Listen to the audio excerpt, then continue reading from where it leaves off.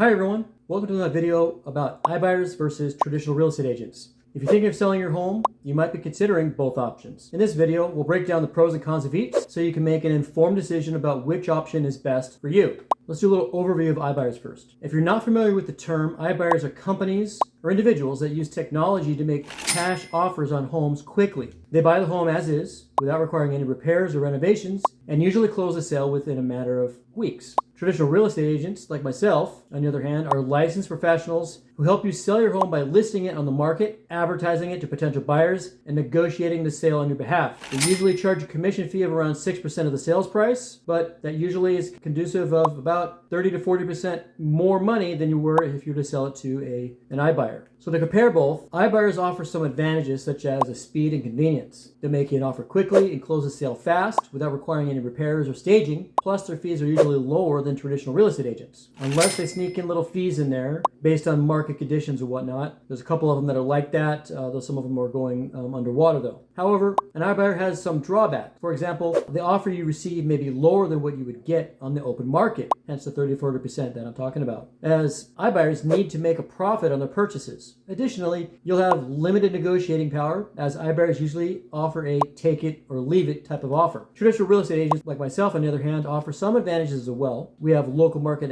expertise and can provide personalized attention and guidance throughout the entire selling process. We also negotiate on your behalf and advocate for your interests. I think you know where I feel you should go with this. However, you should know the difference between the two. Traditional agents can have some drawbacks though. They charge a set commission fee, but that's upfront, nothing more, no less, and the process can take a little bit longer. Plus, you'll need to make repairs and stage your home to make it more appealing to potential buyers. Hence the reason why you're also getting more money for it. Some factors to consider when choosing between an iBuyer and traditional real estate agents is you'll need to consider several factors. First, think about your timeline for selling. If you need to sell your home quickly, an iBuyer might be the better option. But if you have more time, a traditional agent might be the way to go. Although, as a traditional agent, I'm able to sell something pretty quickly if you're going to make a big discount on price. So you'll actually still net more money. You'll also need to consider your desired level of involvement in the selling process. If you don't want to deal with repairs or showings, an iBuyer might be more appealing. But if you want to have more control over the sale and negotiate with potential buyers, a traditional agent might be better. Your priorities in the sale, such as price versus speed, should also be considered. Finally, the condition and location of your home can impact which option is best for you. So there you have it. We've looked at the pros and cons of iBuyers and traditional real estate agents, as well as the factors you should consider when choosing between the two. Ultimately, the decision depends on your individual circumstances. I hope this video has helped you make a more informed decision about which option is best for you. And if you have any questions, please reach out and contact me and ask me. I would be happy to answer those. Thanks for watching.